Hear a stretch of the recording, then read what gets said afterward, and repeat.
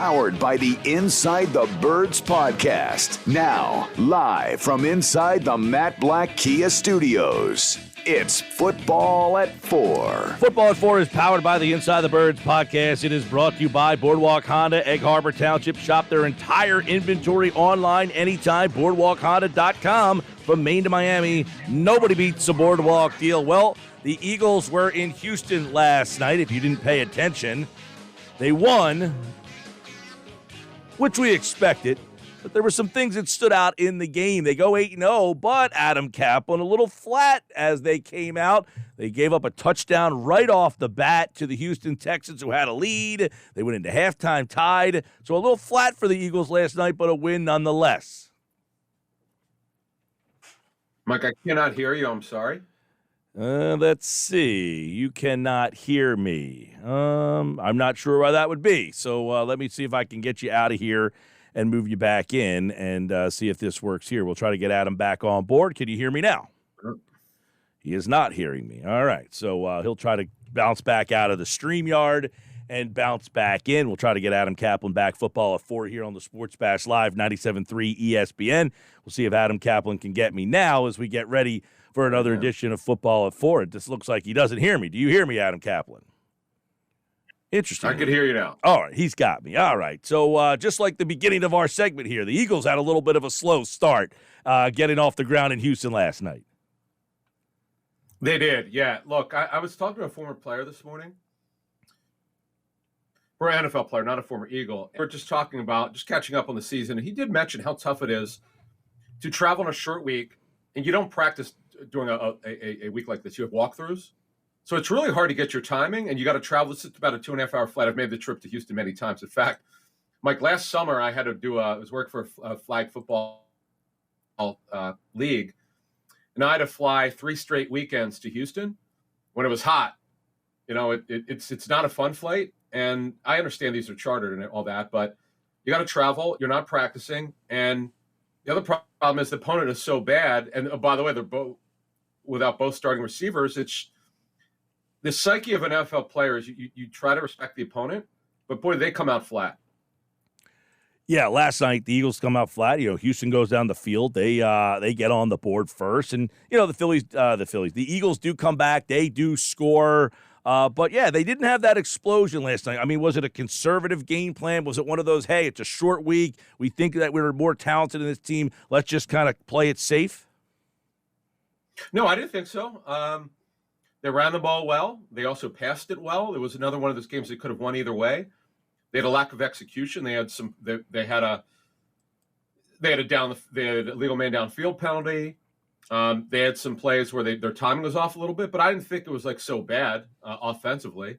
Look, they still put up 29 points. Mm-hmm. And now I know I'm with some of the people I saw on social media said they could have scored 50. Yes, they let some plays on the field. But obviously, the issue is their run defense. This is the first game you could say legitimately is a concern.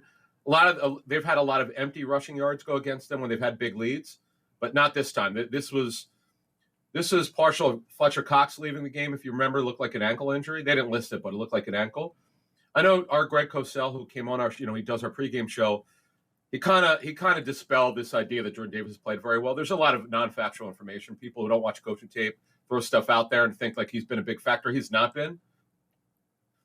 He generally has good snaps here and there in a game, but he's got issues with stamina. He's not in the great kind of shape he'll be in probably or hopefully next year.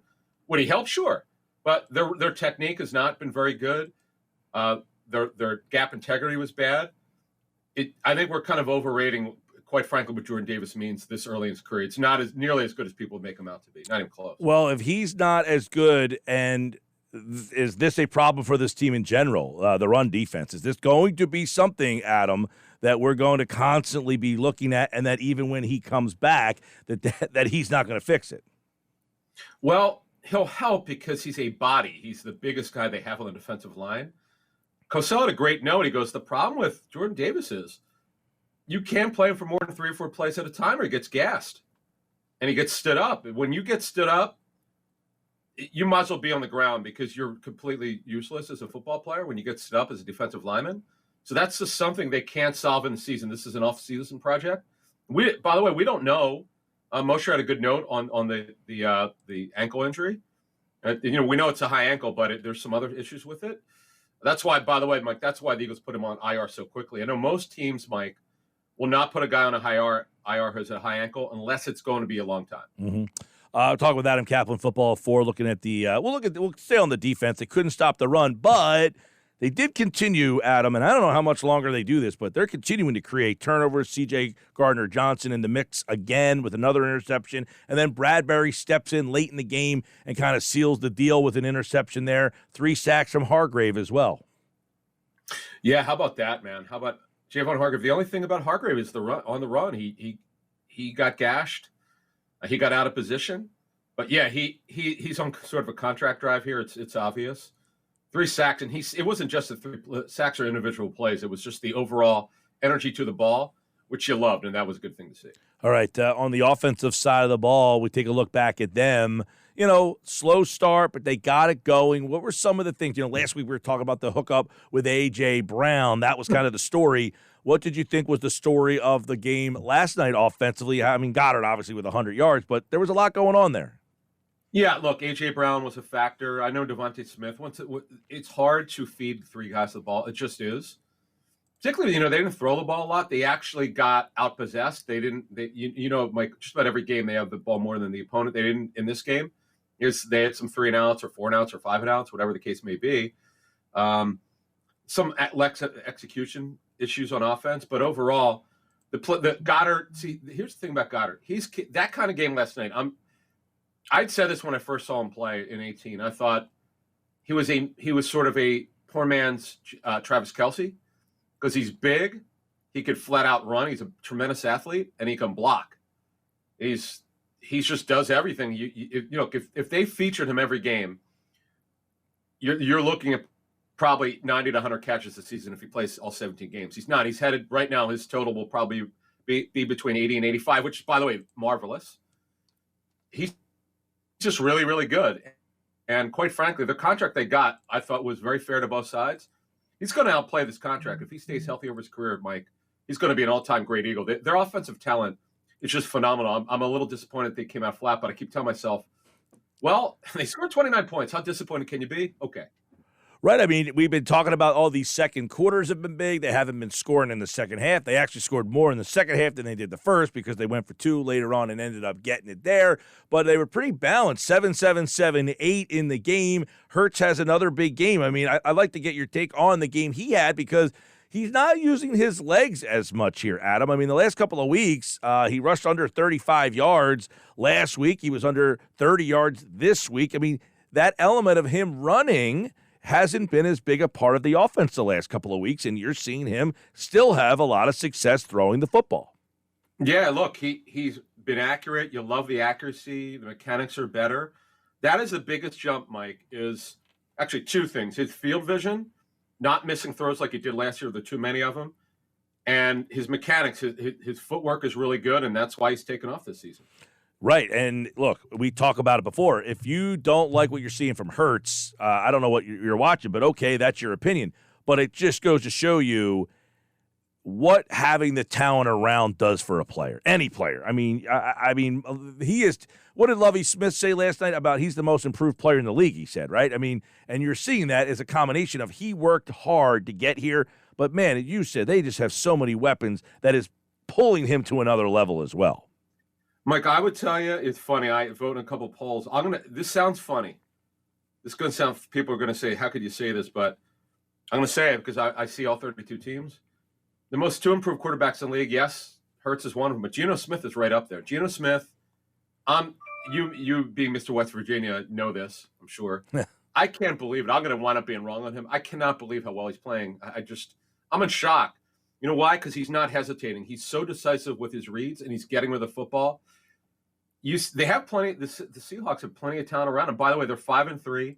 Them and the Jets are my 2 surprise teams. Ironically, both have 5-3 records. Hey, while we're talking about the offense, and you're right, Geno has really taken a big step forward. I mean, look, he's 30 years old now. Maybe he's a lot more mature. I think him and Hurts have both just kind of taking these big steps forward because, look, Geno Smith has DK Metcalf and Tyler Lockett, they've got a good run game. You got to put these guys in position, right? I think this is a big sign of, look at Aaron Rodgers. He's struggling. Why? They don't have anybody around him right now. Part of it, right. And now, let me get back to your point. I should have answered that. So one of the reasons why the Eagles, and good for them not to listen to the outside noise, there were a lot of fans after last season wanted them to move on from Hurts. They just wanted to be fair to him, to be able to evaluate the player and get more talent around him, as you said. And now that he's got himself right in terms of the mechanics, the field vision, the patience, and he makes such good decisions. Last night, okay, he had a fumble. He should have seen that guy.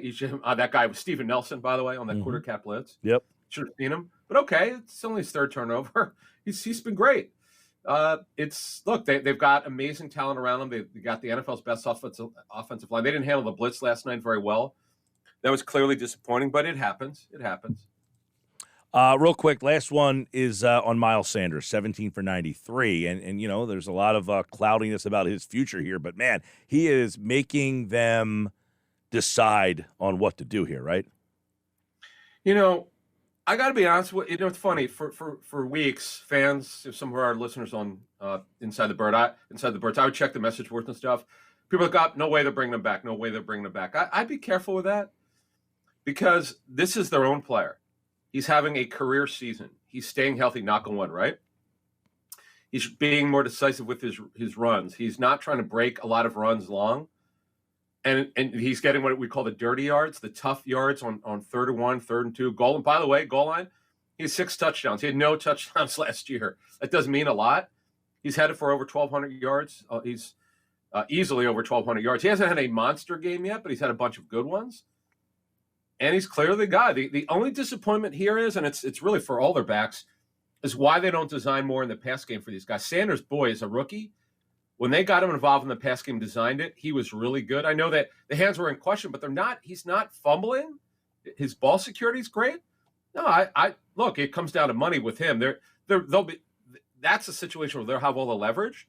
And by the way, on Mondays Inside the Birds, we're doing a contract show. So stay tuned for that. Looking forward to that. Good stuff. And by the way, Adam, like a little mini bye here. They don't play it on Monday night.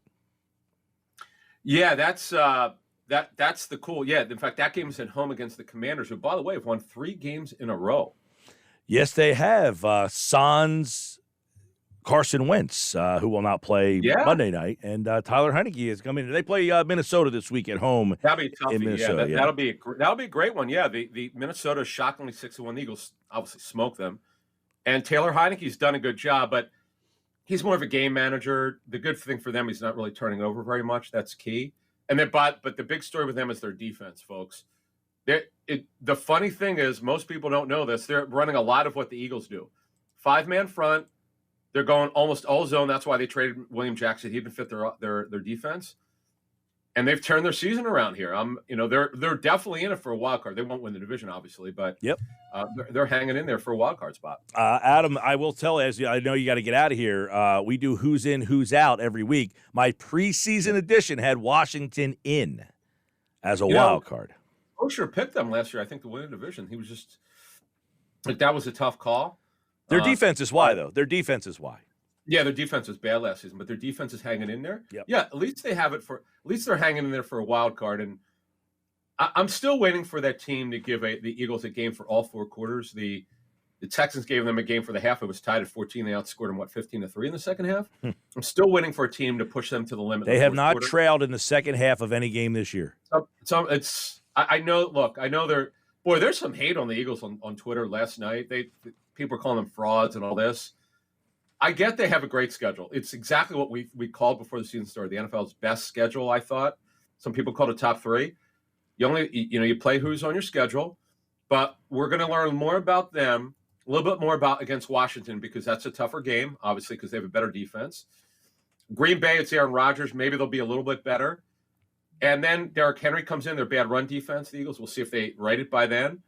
Then they got to play the Giants twice and the Cowboys. So it will get harder the last 6 or 7 games. By the way, from whatever metric out there, they've had the 12th most difficult schedule to this point. That may tailor off here. We'll see. The point is, Adam, there's no good teams to play. That's your issue. When you say I don't even know what that means. I have no idea what you just said. Yeah, well, they did strength of schedule. The Eagles had the 12th most difficult schedule so far, tougher than Buffalo's, tougher than Kansas City, I guess based on win percentage of the teams. Part of that is you played the Vikings, who were 6-1, and you played the Cowboys, who were 6-2. That's 12-3 of two of the teams on your schedule. And they played the number 34, number 31, and number 32 team in our power rankings. Okay, The Jaguars have lost 5 in a row since they played the Eagles. The first game of their losing streak for Jacksonville was against the Eagles. They've lost 5 in a row. The Cardinals are under 500. The Steelers are terrible. They're under 5. Yeah, I don't. And that number you gave me is complete nonsense. It doesn't. It's all about how the league sees these teams. I get it. Yeah. Oh, yeah. I agree. I agree with that. Yeah, I agree with that. Yeah. Sorry, I just don't agree with it. But again, that's the problem with a lot of these teams. Unless you beat Buffalo and Kansas City, no one's really impressed with your wins. Sure. Right? I let the eye test tell me. I watch all 32 teams. I don't just watch one, and I talk to most teams during the season. And there's a ton of respect for the Eagles because of the front office job that Howie Roseman's done and his group, the coaching staff. We got a couple notes that we're going to probably drop. Got from very good sources. Has a lot of ties with the Eagles. Who gave us some great stuff, which I was not aware of, in his talks with the Eagles and why they're so good. And a lot of it has to go with the head coach. I got to give Jeffrey Lurie and Howie Roseman credit. We'll see what happens in the playoffs with this group. But I'm a little surprised that Sirianni's as good as he is. I didn't expect him to be this good this soon. But being a coach's son, being a guy who played, being from a football family, that does matter. It also matters for Jalen Hurts that his dad is a coach. I think that all matters when it comes to football. All right, football 4, and, of course, the Eagles win 8-0, their first 8-0 start ever. They've been under the radar the last couple of weeks, Adam, but baseball's done on Sunday.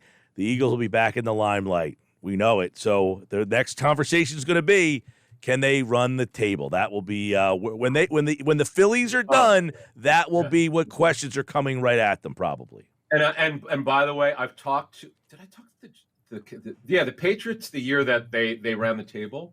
I remember talking to one of their players then. It gets to be really hard. It gets to be really hard because they start feeling the pressure. They could say all they want, but they're human beings. That obviously be a great problem to have. Can you imagine if we're talking about this in week 17, week 18? Holy smokes. Yeah. That'd be awesome. Pretty crazy. All right, football at 4 every day, 4 o'clock right here on the Sports Bash. Don't forget the Inside the Birds podcast and Inside the Birds pre- and post-game shows on Eagle game days with the guys, and, of course, right here at 4 o'clock on football at 4. Adam, have a great weekend, man. You too, thanks. Adam Caplan, everybody here on the Sports Bash Live, 97.3 ESPN, the 97.3 ESPN free mobile app.